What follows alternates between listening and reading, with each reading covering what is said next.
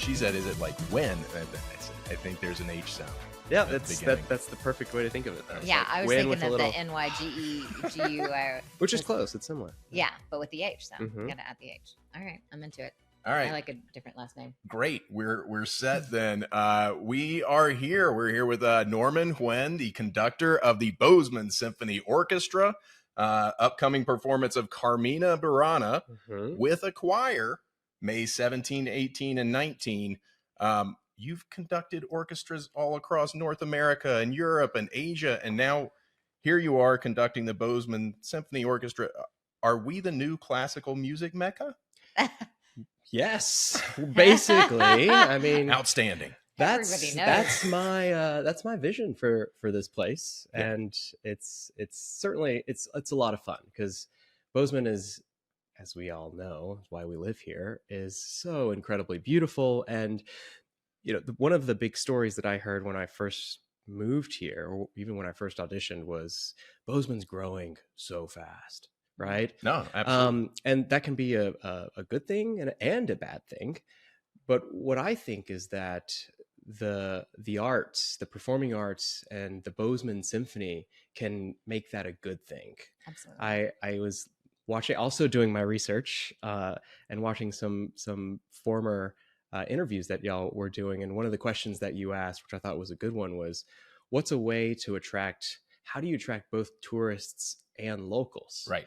And for me, it's like Carmina Burana or John Williams played by the local orchestra. I mean, it's like you've got the local support and then you've got tourists who are like, oh, I know that music. I'll come check that loved. out. Exactly. Yeah, that's smart. And unknown element. Right, yeah. right. And one interesting thing about Bozeman, you know, I've watched it, like I said, since the 90s or whatever, kind of grow.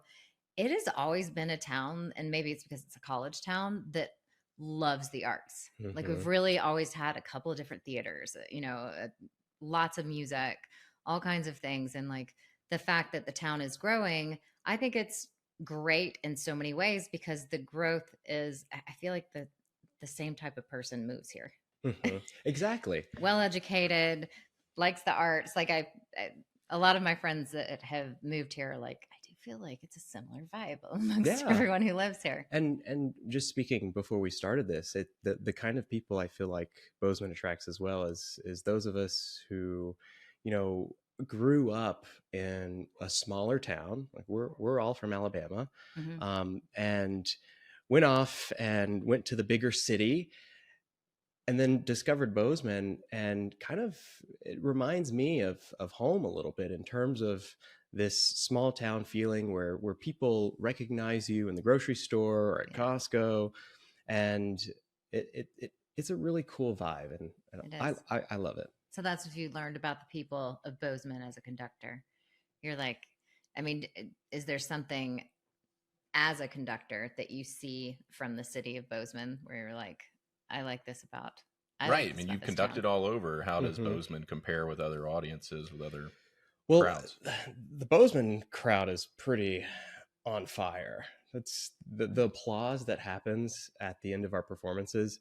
I mean, it's not like, you know, it's like, ah, yeah. And people are like the enthusiasm, jumping out of their seats and like giving us 3-4 curtain calls. I'm like walking back on the stage because we have to turn the lights back on because it's like, okay, thanks for all the applause. But like, I mean, that's pretty rare. So appreciative. Yes. Very appreciative of the arts and the performance itself, and rooting for everyone on stage. People come to these concerts and they see their neighbor playing on stage. We've got one of our clarinetists, Greg Young, who lives a minute just around the corner on, is it Goldenstein? Yeah, just right, his house is right over there. Oh, cool. So yeah, it's just really cool. Yeah. Cool vibe. That's great. And tell me about the road that's taken you here from Alabama all the way around the world and then to Bozeman. You know, what are some notable stops along the way? Well, it starts when I was in 7th grade. I picked up the trombone for the first time and joined band. I mean, you know, Alabama is a huge band state Sure. because of football. Yeah. The marching And band. The marching band. And that's like, oh my gosh, I could not wait to join the marching band in Yeah. high school. And I eventually did. And By the way, my dad, fellow marching band trombonist, so you're in good company here. Yep. Nice. At Okay. Lee High School in Montgomery. I went to JD, How our about rival. that? Uh-oh. Oh, go Vols. Have to get you guys together. Talk some trash. Oh, that's awesome. I probably know who his band director was. His band director was his brother. Lee Oh. Lee Borden was Tom Borden was Lee Borden's No way. marching band director. Okay. All right. I'm It was thinking. back in the day. It was further. Wow. Yeah. Wow.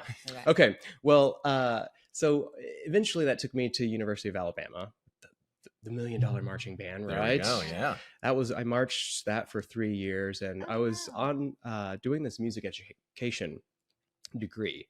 And about midway through, I started taking lessons in conducting, private lessons, and I started discovering the orchestral repertoire. All this time I was only exposed to wind band music. Yeah. It's just And John Philip Sousa nonstop. Exactly. Basically these marches and discovering Beethoven, Mozart, Brahms, this Carmina Burana, the music of, I've always known the music of John Williams, but the classical music genre is so vast, and I fell in love with it right away. And so during my sophomore year in college, I decided, okay, I'm going to finish up this music education degree, just to have a fallback, because it's pretty competitive in the orchestral conducting world.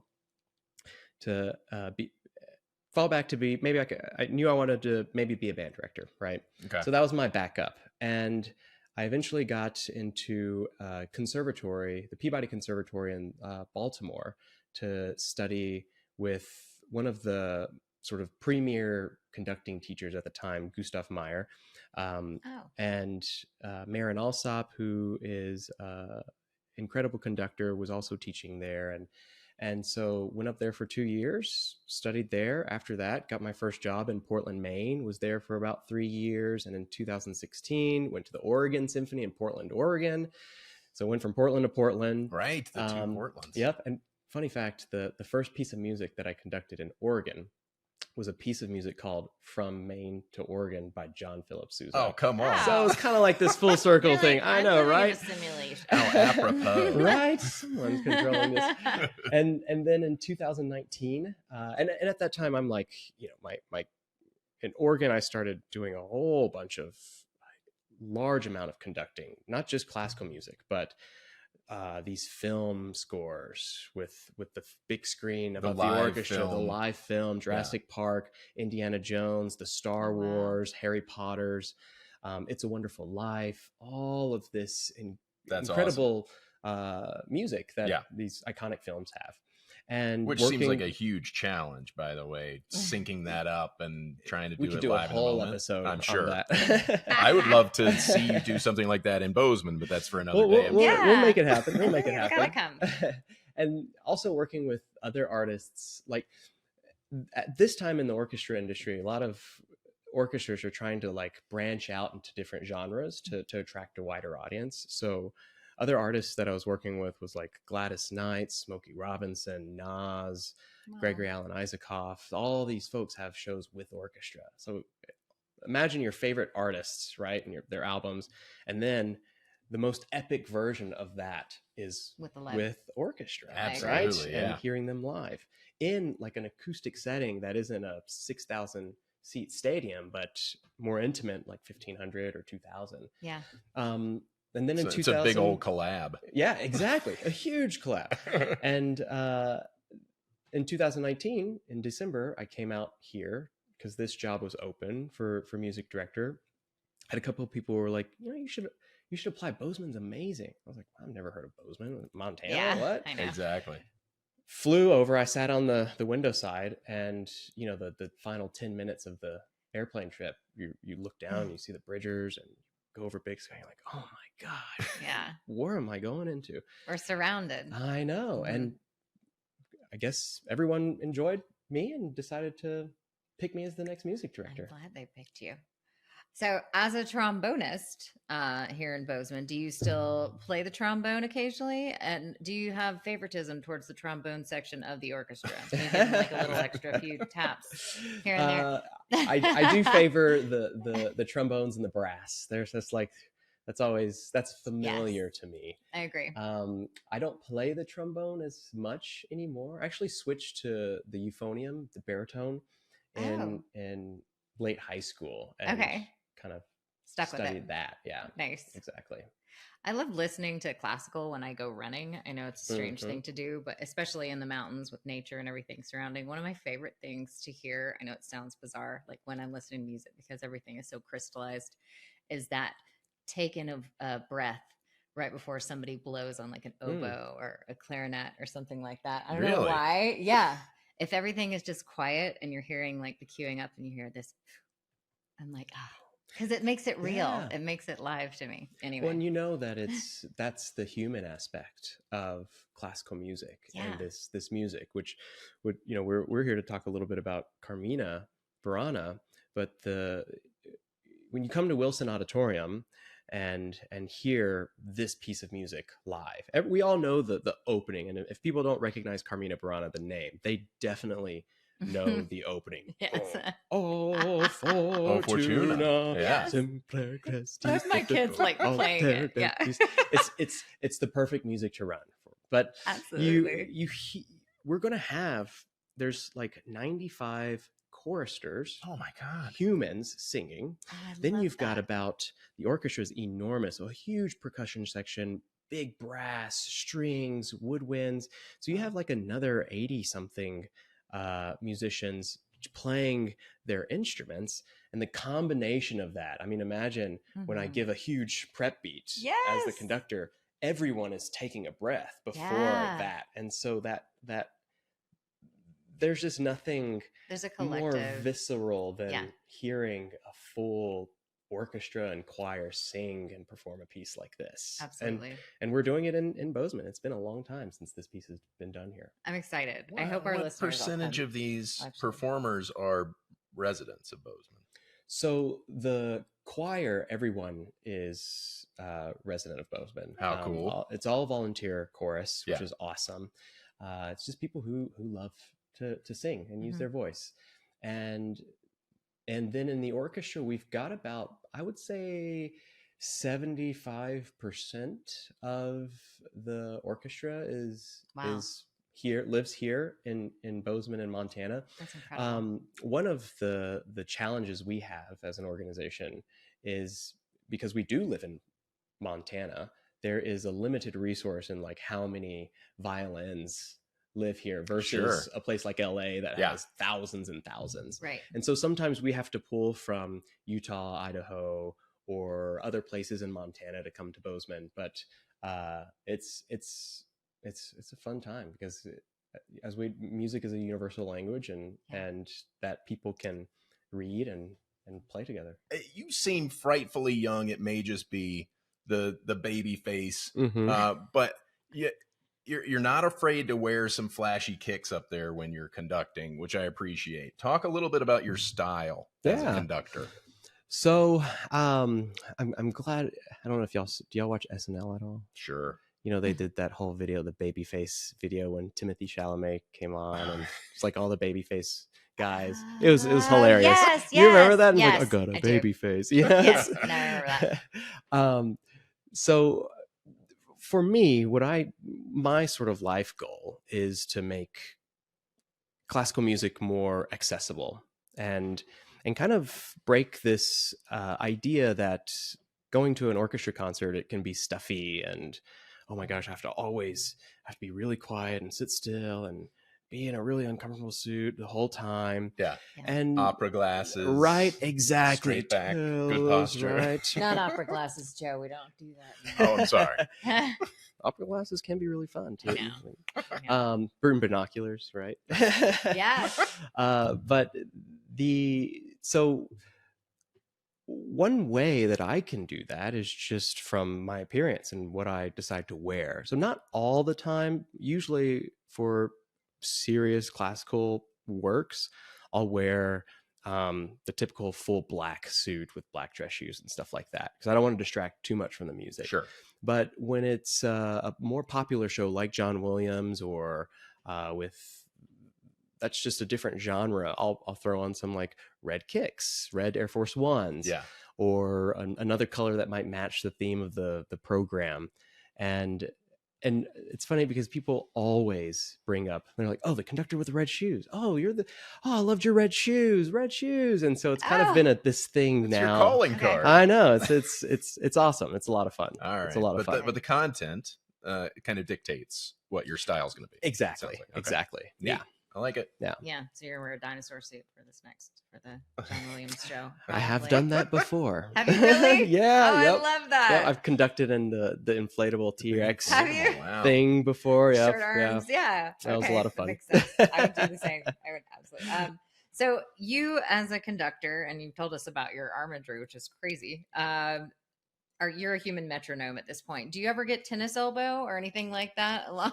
very, very mechanical. That's a really good question. Show us some of your moves with the baton here. Right here. Yeah. So I brought my baton. Wow. Right. Just So where the this is magic this is a fiberglass. With Harry Potter, they always describe what's Yeah, in your tell us what wand. you're Right. So this is fiberglass. I've had this baton since 2007, Wow. and so it's been with me for Yeah, pretty I much my guess whole career. not I think like this they is wear out. mahogany, right, and on this wood, and it kind of has this nice flick and weight to it. Here, I'll let you. Thank you. Don't let wish my I could dog get hold near it. this. She will. And then you're sort of you're Wow. doing lovely. this. Would you Do like all to of hold your the baton? hand motions have a Don't let a it go to your purpose? head. Yeah. Are, So are it's they are you talking to different sections when you're doing the Mhm. different hand motions? Well, so Yes, he is. yes, basically the reason why the conductor is there is because you have so many people on stage that if everyone just tried to do what they thought was the right way to do it, it would be a mess. So the conductor is there just to kind of confirm everyone's musical intuition. Okay. And typically the easiest way to describe it is that like the right hand is the metronome, or sort of keeps the beat and time, and the left hand is a little bit more expressive. So if you see me conducting, the right arm's usually moving, and it can be like, if I want something short, I can just show it really short like this, or if I want Staccato. something I was going to say staccato, staccato. nice, We know I like it, words. right? If you want something a little more little legato, bit, right? right. You just Legato, more yes. flexible wrist. The left hand can be expressive, so I can kind of like show before people come in Yeah. here, or just a little bit less, or soft, or encourage. Oh, that's encouraged. This is Encourage encouraged. something, just kind of, and then God, you're going to be doing this. so all it's Oh, absolutely. absolutely. A lot of it has to do with the face as well. So depicting the emotion of the music with my eyes and face, and Really? because if it's a really sad piece, I'm not up there like cheesing, to Okay. kind of It's part of it. fill myself with that emotion that the Mhm. music is trying to say that way. A little bit of theatrics Exactly. up there. Okay. Yeah. But to go back to your question, Michelle, I haven't gotten tennis elbow yet. Yeah, at all. Yeah. Knock on wood. But I have recently, because I do a lot of conducting, and when you come to see Carmina, you'll see that I use a lot of my body. Yeah. But I have sort of developed this like weird shoulder twitch stuff. Rotator's cuffs can be very sensitive for conductors, but I've been going to work out and lift more weights, and go to a great trainer right now, and she's really, now I'm not getting that shoulder twitch when you anymore, get because those I'm like twitches, it's building like my I'm strength. overusing something in the wrong way. Right. Exactly. But it's really physical. I recently just did Star Wars The Last Jedi film with orchestra in St. Louis, Oh wow. and I wore a heart rate monitor, and on the first half alone, my heart rate got up to about 178 beats per minute. Wow. Oh, that's And That's like top speed running. yeah, and this is the first half, and it said I burned about 860 calories. And then the next half, it was spiking up and down, and another 700 and something calories just from the show.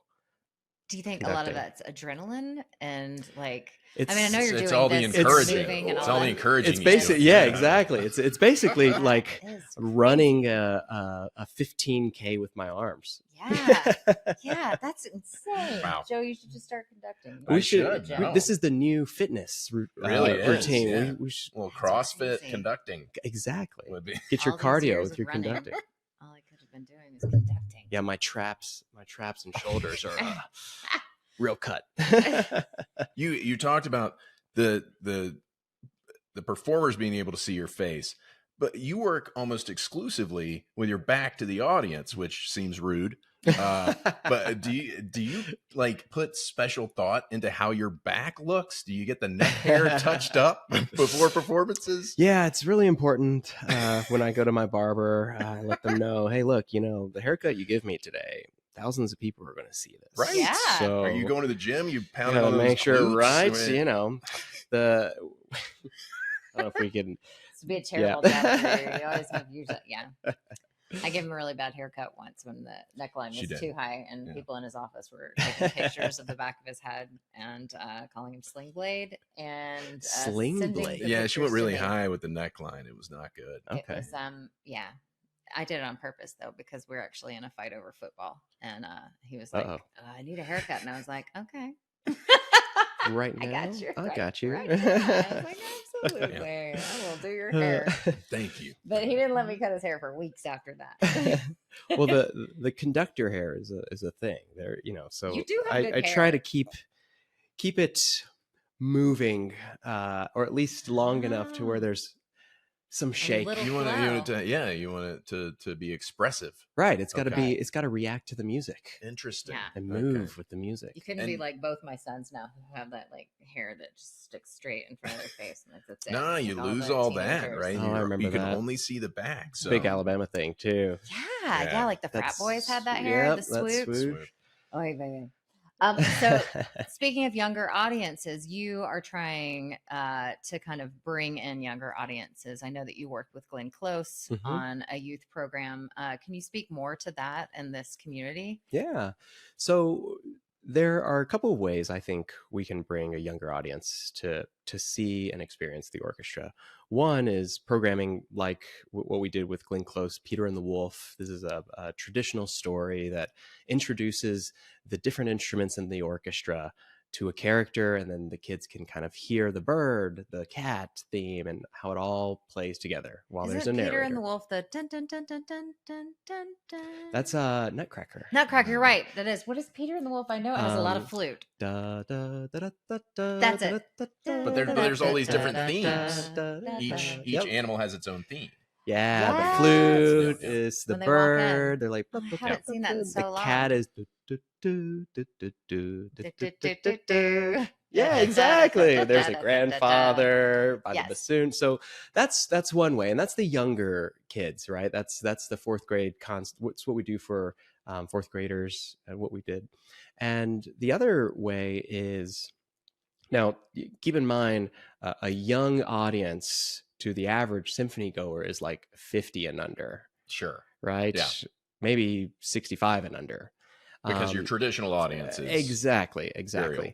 And the other way is to do these programs like John Williams, where we grew up with this music of Jurassic Park. We're doing Close Encounters, music from Close Encounters of the Third Kind, from Saving Private Ryan, Schindler's List, Harry Potter. So it's you. What's amazing about these concerts is we have 3 generations at grandkids, parents, grandparents come to these. They hear the orchestra, and then they realize, oh my gosh, this is something I really like to do with my family. And they bring them to come see Beethoven and that sort of plants the seed for kids when they grow up to then take their kids. And one of the stories that I always hear is that my parents always used to take me to the orchestra when I was a kid. Yeah. I remember seeing Peter and the Wolf or on record or CD, or and So that to me is one of the best ways we can do that. And just outreach, sending musicians out into schools. We have a partnership with the library where we pair a reader with one instrumentalist, and they kind of like play music while the narrator reads between that's pages. great. That's for pre-K. So Okay. it's a great way to just kind of expose our community to more music and what's possible to play as an instrumentalist, right? Because my goal here is to try to make the Bozeman Symphony a household name in Bozeman. Yeah. And there's still a lot of people who still don't know that the Bozeman Symphony exists. Oh, I didn't know there was a symphony here in Bozeman, and which is fine. You know, that just means great. I still have some work to do. Yeah. Cool. Yeah, we'll definitely be bringing our kids to the next show. We will be there at the Wilson to see Carmina. And so we've talked about Carmina Burana. We've talked about the works of John Williams. That's coming up June 7th through 9th. Mm-hmm. What do you have planned? What ideas are you kicking around for after the summer? So after the summer, in May, we usually launch our next season, the whole what we want to do. So I can't go too much into detail just about little that. tidbits. That's all I'm asking. Well, I can say, let's see, this comes out. This will come out in May. May 2nd. Yeah, I'll give a little tidbits. Well, we're doing, we're going to do some more.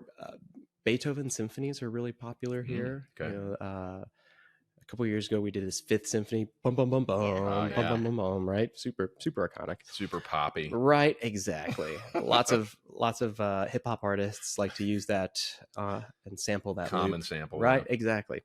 And so we're going to do some Beethoven. There's an artist that I know I can't say yet, but we're very excited to have him here and be featured with the orchestra. Okay. And the programming that I like to do is just a great mix of. I think the Weekend does have an orchestra show. Oh, no way! Yeah, if we can find a donor to donate $1 million. We're here. I know, exactly. We're here, right? I'm sure one of our listeners will pony exactly. up. Yeah. I mean, we're doing it for the community. That's right. Well, that sounds fun. Yeah, it's a lot of fun. So you got some good stuff coming up. Yeah, yes. We'll make announcements. Yeah, fun shows this summer, fun shows after. All right, that's all the dumb questions, and now it's time for the dumb game. It's obligatory at this point. Game. Michelle doesn't know about this. This is called All Aboard the Game Train. Okay. I will admit when I first heard that we were interviewing a conductor, I thought it was a train conductor. So this is not going to be the best game we've ever had. But here's the first question for you. You guys can work together if you want to. What is the name of the metal rim on the inside edge of a train wheel? Again, I thought you were a train conductor, so it would make a lot more sense for me to ask that question to a train conductor, but you're not. You're an orchestra conductor. Is it like a common name? It's a word you've heard before, yeah. I have no idea. I know nothing about trains. Rail? It goes up against the rail, and it sticks out a little bit. I'm going to say it's the wheel. It's the flange. The flange keeps the wheels on the track. I learned something. The flange. Navigating curves. All right, let's move on to our next train question because I thought you were a train conductor. What does the acronym AAR stand for in the railroad industry? AAR. American Association of Railroads? No. Association of American Railroads. That's so close. Very nice. Thank you. Maybe, nice. Maybe Michelle should be a train conductor. I was going to say like all aboard. All aboard rejects. Right. Get on. All right. What does fouling a track mean in railroad terminology? I asked the orchestra conductor. What does fouling a track mean? Spilling oil or gas on it? No. Is it running over a person? when the lever isn't moved in the right direction, so you go the wrong direction? No. Okay. On the switch. I know what you're going for. Okay. Yeah, you're close. Fouling a track means that a piece of equipment is improperly positioned on the track. Oh. Potentially obstructing the path for other trains No, or I feel like vehicles. this So is a that's good fouling the track. Thomas So you were Fouling the also track. kind of almost right. Someone on the middle of the railroad. That's Ish. an Yeah, object. totally. I've read a lot of Thomas the Tank Engine stories. You're gonna have a kid of it, and you'll all you'll right. think about trains. All right, we just got a couple more of these train questions for our orchestra Love it. conductor. What does it mean when crossover switches are in correspondence? When crossover switches are in Crossover switches are in correspondence. What does that mean? Well, I mean, when you correspond with somebody, it's a form of communication. So, like, if you're doing a crossover switch in one area, would it mean it works with another one both sides. in the future? Not in the future, but like down the track. Makes total sense. When crossover switches are in correspondence, it means both switches are lined for a straight move, allowing the train to cross over from one track to another without changing direction. Oh, Okay. Mm. Yeah, Huh. that's what it is. Oh, look at that. We just had some balloons. I'm not sure Nice. why. That was weird. Why? I don't know. You I probably did did something. some sort of. I did a guess gesture, I you did guess. that. Yeah. I don't know.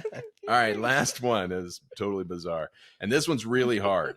A train conductor would probably be challenged Okay. to all right. answer this one correctly. You guys have no chance. What part of 49 CFR is specifically concerned with the safety of railroad operations? Which part of 49 CFR is concerned with safety? Part B. Nope. Oh, Nowhere near it. Uh, Put on your train conductor hat for once in your life, Norman. Come on. What was the Which part of 49 CFR CFR? is concerned with the safety of railroad operations? The top part. yeah. Say some more. Things. I'm sorry. The answer is part 218. 49 CFR part 218 is specifically Oh, concerned okay. with the safety of railroad operations, covering regulations such as the handling of equipment, switches, and fixed derails. Very Wow. disappointed in you. Thank you, Joe. Whew. Thank you, Joe. Well, you got one. You picked the right career. This was yeah. We're never I- gonna conduct trains. And now I've burned all those questions for when we actually have a train conductor on the show. Well, then you can Then I'll do that ask them orchestra about the stuff. orchestra. Yep. Okay. Yep. Absolutely. Actually, that'd be pretty hilarious. That would be funny. We gotta find a conductor now. I'm sorry. I really dropped the ball. I wish I'd had more information about you when I designed the game. But thank you so much for That's being awesome. here, Norman. This was Yeah, a thanks, Joe. fascinating chat with you, and we look forward to seeing Oh you my in gosh, I action can't wait. May It's gonna be fun. 17th, 18th, and 19th at the Wilson, The Wilson, Carmina Burana. Carmina Burana. It's going to be epic. And then June 7th, 8th, and 9th for the music of John Williams. Okay, Outstanding. we're here for all those things. All right. We'll Woohoo. see you there. Thanks. Thank y'all.